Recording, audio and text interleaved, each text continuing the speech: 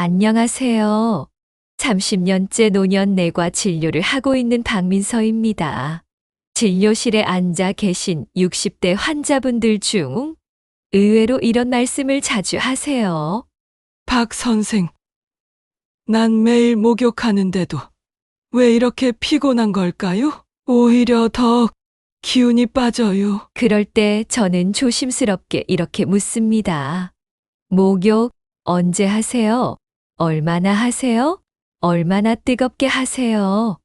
왜냐하면 그 일상적인 습관 하나가 지금 당신의 심장, 혈관, 면역력을 조용히 무너뜨리고 있을 수 있기 때문입니다.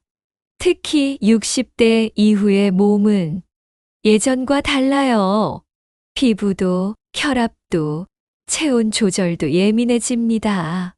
그런데 여전히 젊을 때처럼 땀 빼야 개운하다, 매일 해야 깨끗하다는 생각으로 같은 방법으로 목욕하신다면 당신의 몸은 이미 경고 신호를 보내고 있을지도 모릅니다. 오늘 영상에서는 실제로 제가 병원에서 경험한 사례와 함께 60세 이상 분들이 피해야 할 목욕 습관 5가지를 소개합니다. 어떤 시간대에 하면 위험한지, 몇 분 이상 들어가면 위험해지는지, 절대 피해야 할 온도는 몇 도인지, 혈압 환자, 당뇨 환자는 어떻게 해야 안전한지, 그리고 수명을 늘리는 똑똑한 목욕 습관까지지. 이 모든 걸 의사 시선으로 실생활 예시로 아주 쉽게 알려드릴게요. 몸을 아끼는 건 더 오래 사랑하고 더 오래 웃기 위해서입니다. 지금까지 모르고 했던 습관이라도 괜찮습니다. 오늘부터 바꾸면 당신의 몸은 바로 달라질 수 있습니다. 끝까지 보시고 당신과 당신 가족의 건강을 지키는 첫걸음, 저 박민서가 함께 도와드리겠습니다. 이 영상 보시기 전에 구독이랑 좋아요 살짝 눌러주세요. 눌렀다고 확 건강해지는 건 아니지만 노년기 건강에 희망 한 스푼 얹어드립니다. 여러분의 클릭, 제가 책임지고 노후 건강 정보로 꽉 채워드릴게요. 선생님, 저녁 하루라도 안 씻으면 찝찝해서 못 살겠어요. 무조건 뜨거운 물에 30분 머리부터 발끝까지 깨끗이 닦고 나와야 그제야 살 것 같거든요. 63세 이영자 씨는 매일 뜨거운 샤워와 전신 목욕을 철칙처럼 지켜왔습니다. 깨끗함이 습관이자 자존심이었죠. 하지만 그런 그녀에게 점점 이상한 변화가 찾아왔습니다. 밤마다 심한 두통, 무릎 통증과 손저림, 하루 종일 가라앉는 기분, 심지어 아침에 일어나면 더 피곤하다고 하셨어요. 내가 갱년기 때문인가 싶어서 그냥 참고 살았어요. 하지만 저는 목욕 습관을 들어보곤 깜짝 놀랐죠. 그분은 뜨거운 물로 혈관을 매일 혹사시키고 있었던 겁니다. 갱년기 과도한 목욕 자극이 만성 피로와 관절통을 악화시키고 있었죠. 저는 이영자 씨께 단 하나만 부탁드렸습니다. 씻는 시간은 줄이지 않아도 되니까 온도만 낮춰보세요. 샤워 온도는 3537도 미온수로, 목욕은 이틀에 한 번, 대신 발만 따뜻하게 조교. 샤워 후 몸을 바로 말리지 말고 2분 정도 수분 유지. 그리고 따뜻한 수건으로 배와 무릎을 감싸이히. 단지 온도와 방법만 살짝 바꾼 겁니다. 화장품도 약도 바꾸지 않았습니다. 3주 후 이영자 씨가 딸과 함께 진료실에 다시 찾아오셨습니다. 선생님, 딸이 제가 요즘 표정이 다르대요. 잠도 잘 자고 무릎도 덜 욱신거려요. 예전엔 그냥 하루하루 버텼는데 요즘은 아침에 일어나는 게 덜 두렵더라고요. 그분은 웃으며 말했지만 저는 그게 단순한 증상 개선이 아니라 삶의 질이 달라졌다는 신호라는 걸 알았습니다. 몸에 맞는 습관 하나가 그토록 지치고 우울하던 삶을 이렇게 바꿔놓을 줄은 이영자 씨도 몰랐던 거죠. 혹시 지금 이걸 보고 계신 분 중에 나도 샤워 안 하면 너무 찝찝해. 뜨거운 물 아니면 풀리는 느낌이 안 들어 하셨다면 지금 이 순간 몸이 보내는 작은 신호에 귀 기울여 보세요. 매일 하는 습관이 바뀌면 당신의 삶도 분명히 바뀔 수 있습니다. 요즘도 진료실에 들어오시는 어르신들 보면 이런 말씀부터 하세요. 박 선생, 씻는 건 내가 자신 있어요. 젊은 사람들보다 훨씬 더 꼼꼼하게 목욕해요. 그런데 아이러니하게도 그렇게 말하신 분들 중에서 피로감, 어지럼증, 혈압 불안정, 관절 통증을 겪고 있는 경우가 가장 많습니다. 그리고 전 이 말을 항상 꺼냅니다. 혹시 그 목욕법 예전 그대로 하시나요? 60대가 넘으면 피부도, 심장도, 혈관도, 체온 유지 능력도 전부 달라집니다. 그런데 30대 때 하던 방식 그대로 열탕에 오래 무조건 때 밀기, 뜨겁게 땀 빼기 계속하고 계신다면 심장이 깜짝 놀랄 시간대에 목욕 중이신 걸 수도 있고 간단히 피로 푼다던 목욕이 뇌졸중 위험을 키우고 있을 수도 있습니다. 좋다고 믿고 쓰는 그 바디워시 하나가 피부 장벽을 무너뜨리는 결정적인 원인일 수도 있고요. 어떤 분은 매일같이 건강을 위해 반신욕을 하셨는데 그게 오히려 하지정맥류를 심하게 만든 경우도 있었습니다. 그리고 가장 흔한 실루수, 목욕 후 딱 5분 사이 이 행동을 하는 순간 몸이 급격하게 식으며 냉증 체질로 굳어지게 됩니다. 오늘은 제가 직접 경험한 사례를 바탕으로 60세 이상이 절대 피해야 할 목욕 습관 5가지 하나하나 설명드리겠습니다. 혹시 지금 당신이 매일 하는 그 습관이 몸을 망치는 지름길이 아닐지 한 번만 점검해 보세요. 지금 시작하겠습니다. 첫 번째, 아침 공복 상태에서 바로 샤워하기입니다. 아침에 일어나자마자 공복 상태에서 곧바로 샤워하는 분들이 많습니다.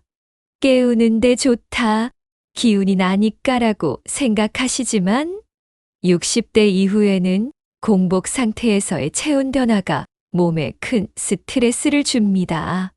공복 시엔 혈당이 가장 낮고 밤새 수분도 부족해진 상태인데 이때 샤워하면 혈압이 급격히 오르거나 떨어지면서 어지럼증, 손떨림, 속 울렁거림이 동반될 수 있습니다. 특히 당뇨병이 있는 분들은 저혈당 증상으로 실신 위험도 생깁니다. 대안은 아침에 샤워하시기 전에 딱 한 가지 따뜻한 물이나 미지근한 보리차 한 컵 먼저 마셔보세요. 그 한 잔이 몸의 순환을 깨우고 심장에 가는 부담을 낮춰줍니다. 그리고 샤워는 아침 식사 전이 아니라 식사 후 30분 뒤쯤이 이상적이에요. 혹은 간단히 과일 한 조각이나 죽 한 숟가락이라도 먼저 드시고 하세요. 몸에 에너지를 살짝 넣은 후 씻는 것만으로도 훨씬 덜 피곤하고 어지럼증도 예방할 수 있습니다. 두 번째, 욕실 문을 꽉 닫고 환기 없이 목욕하기입니다. 겨울철엔 특히 찬 공기 들어오니까 욕실 문 꽉 닫아야지 하고 환기를 전혀 하지 않은 채 목욕을 하시는 경우가 많습니다. 하지만 그 습관이 오히려 산소 부족, 이산화탄소 농도 증가, 숨막힘, 두통을 유발합니다. 게다가 고온의 수증기 속에 갇히게 되면 뇌의 산소 공급이 떨어지고 심장 박동이 불규칙해질 수 있습니다. 특히 욕조 안에서 잠깐 졸았다가 변을 당한 사고 중 많은 비율이 환기 부족 환경에서 발생합니다. 대안은 욕실은 방이 아니에요. 숨을 쉴 수 있는 공간이 돼야 합니다. 목욕을 하기 5분 전엔 창문을 살짝 열거나 욕실 환풍기라도 꼭 켜두세요. 그리고 춥다고 느끼시면 몸을 감싸는 타월이나 반신욕 강식을 활용해 공기순환은 유지하면서 체온을 보호하는 방식으로 바꾸는 게 좋아요. 실제로 두통이 줄었다, 목욕 후 피곤함이 덜하다는 분들이 대부분 이 환기 한 가지만 바꿨을 뿐이었어요. 세 번째, 샤워 후 바로 차가운 거실로 나오는 습관입니다라. 목욕이나 샤워 후 욕실에서 나와 바로 거실 찬 바닥이나 차가운 공기에 노출되는 경우가 많습니다. 문제는 이때 몸이 겪는 급격한 온도 변화입니다. 욕실 안은 30도, 거실은 18도. 이런 큰 온도차는 심장과 혈관에 과부하를 주며 특히 심장질환자나 고혈압 환자에겐 돌연사의 원인이 될 수 있습니다. 겨울철 화장실 돌연사의 원인 1위가 바로 이것입니다. 대안은 샤워를 다 하셨다면 욕실 안에서 몸을 충분히 닦고 수건으로 감싼 상태로 12분 정도 체온을 안정시킨 후 천천히 거실로 이동하세요. 특히 발바닥이 차가운 바닥에 직접 닿지 않도록 슬리퍼는 꼭 착용하시고 겨울철엔 거실 난방이 완전히 되기 전엔 목욕을 피하는 게 좋습니다. 작은 준비만으로도 심장이 놀라는 순간을 막을 수 있습니다. 네 번째, 샤워 중 갑자기 허리를 숙이거나 고개를 확 젖히는 습관입니다.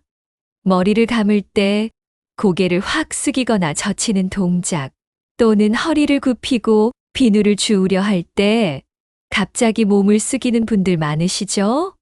이러한 동작은 60대 이후엔 뇌로 가는 혈류를 순간적으로 감소시켜 어지럼증, 눈앞이 캄캄함, 심한 경우 실신까지 유발할 수 있습니다.